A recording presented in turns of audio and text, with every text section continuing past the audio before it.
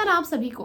मैं हूं शांभवी और आज ग्लैम वर्ड्स के प्लेटफॉर्म पे हम आपसे कोई एंटरटेनमेंट या किसी रियलिटी शो से रिलेटेड बात नहीं करेंगे, क्योंकि आज का जो हमारे पास मुद्दा है वो इतना गंभीर है कि हमें लगा पूरे देश को इसके बारे में जानकारी होनी ही चाहिए, क्योंकि ये मुद्दा हमारे देश की बेटियों से रिलेटेड है। ये मुद्दा हमारे देश की बेटियों की सेफ्टी से रिलेटेड है और कब तक उन्हें ऐसे अत्याचार झेलने पड़ेंगे इस सवाल से रिलेटेड है। स्टार्ट करने से पहले मैं आपको बता दूं कि हमारे सबके फेवरेट मुनव्वर फारूकी ने भी अपनी कुछ राय दी है इस केस के ऊपर। तो वीडियो को शुरू करने से पहले हम आपको उनकी ये पोएट्री जरूर सुनाना चाहेंगे जिन्होंने इस मुद्दे पे अपने ट्विटर पे शेयर की। वो गुजरती रही है इम्तिहानों से, गंदी नजर वाले मेहमानों से। वो जलती आई है जमानों से, वो आज फिर से डर के घर आई है दुकानों से। कोई कहता है लक्ष्मी है तो कोई कहता है बरकत हुई है, कोई कहता है बोझ उसको तो कोई कहता है मुबारक हो, आपके घर बेटी हुई है। रात बहुत थी, कपड़े ऐसे पहने थे, अकेली निकली थी, ये कैसा तर्क है। वो जानवर है, उम्र वक्त कपड़े, उसके लिए क्या फर्क है।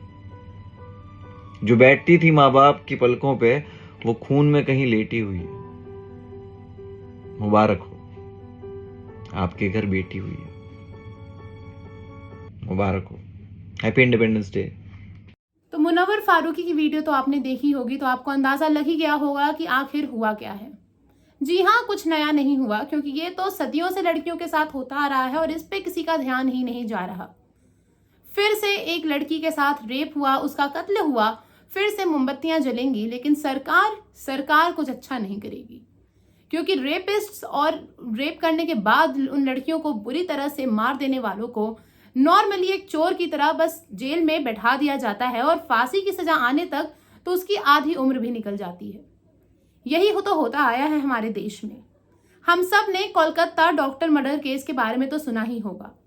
अभी हम उस मर्डर केस से उभर ही रहे थे कि हमारे पास उत्तराखंड में हुए एक ब्रूचुअल केस का नॉलेज आ गई, जो कि थी उत्तराखंड में एक लेडी नर्स जो कि हॉस्पिटल से अपने घर जा रही थी और उसी घर जाते समय बीच रास्ते में उसका रेप और डेथ हो गई। जी हाँ, उसे ब्रूचुअली मार दिया गया और रेप किया गया। उसका विक्टिम्स को अरेस्ट कर लिया गया है, पर वही बात है, कोई खास सजा उन्हें अब तक सुनाई नहीं गई। ऐसा क्यों हो रहा है हमारे भारत में, हमें तो समझ नहीं आ रहा। आखिर कब तक हम ये रेपिस्ट को नॉर्मली एक चोरों की तरह सजा देते रहेंगे। उन्होंने कोई छोटी मोटी चीज नहीं की, एक लड़की की इज्जत, उसकी पूरी जिंदगी ले ली, पर उनके इन रेपिस्ट को सजा सुनाने में हमारी सरकार पूरा का पूरा 10-15 साल ले लेती है। अगर आपको याद होगा कि 2012 में हुए निर्भया केस में क्या हुआ था, उन रेपिस्ट को अब जाके सजा मिली है कुछ समय पहले। ऐसा ही होता आया है हमारे देश में और ना जाने कब तक ऐसा ही होता आएगा। हम आपको बता दें, ये चीजें यहीं पे खत्म नहीं होती। कुछ तो ऐसे भी लोग हैं जो कि सोशल मीडिया पे रेप को और रेप के कल्प्रिट्स को डिफेंड करते हैं।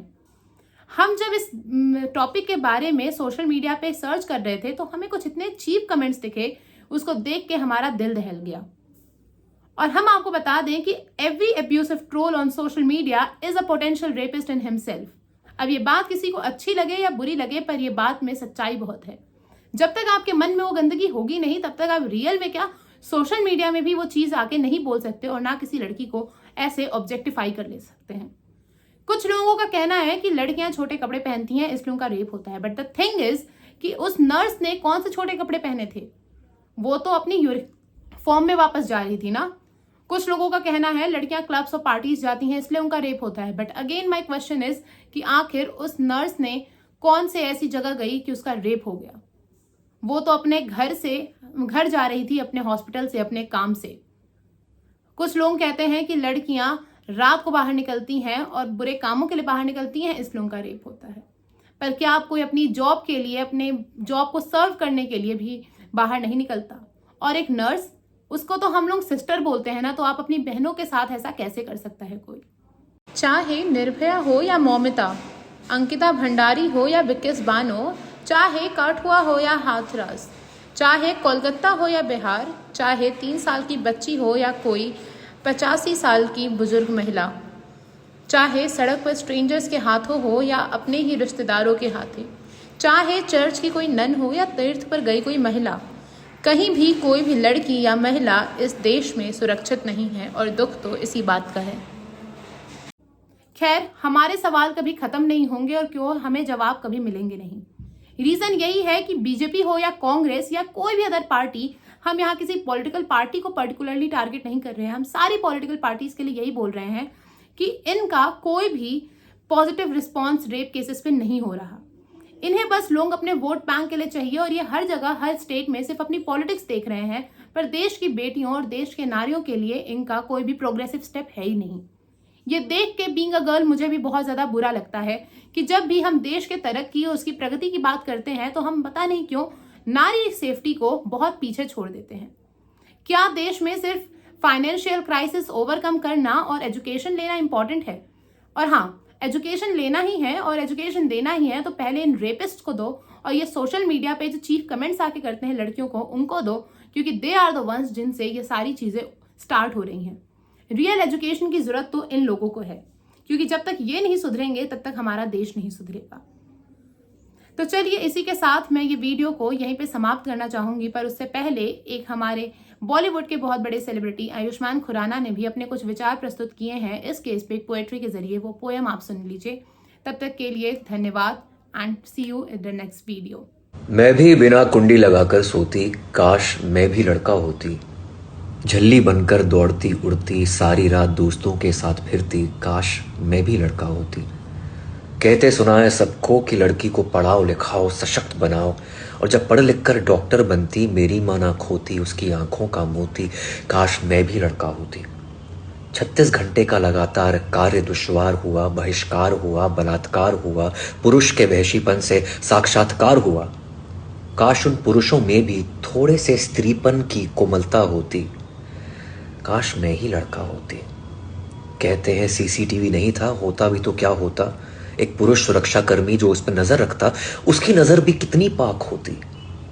काश मैं एक लड़का होती, अगर मैं एक लड़का होती, शायद आज मैं जिंदा होती। वो गुजरती रही है इम्तिहानों से, गंदी नजर वाले मेहमानों से। वो जलती आई है जमानों से, वो आज फिर से डर के घर आई है दुकानों से। कोई कहता है लक्ष्मी है तो कोई कहता है बरकत हुई है, कोई कहता है बोझ उसको तो कोई कहता है मुबारक हो, आपके घर बेटी हुई है। रात बहुत थी, कपड़े ऐसे पहने थे, अकेली निकली थी, ये कैसा तर्क है? वो जानवर है, उम्र वक्त कपड़े उसके लिए क्या फर्क है? जो बैठती थी माँ बाप की पलकों पे, वो खून में कहीं लेटी हुई है। मुबारक हो, आपके घर बेटी हुई है। मुबारक हो। Happy independence day.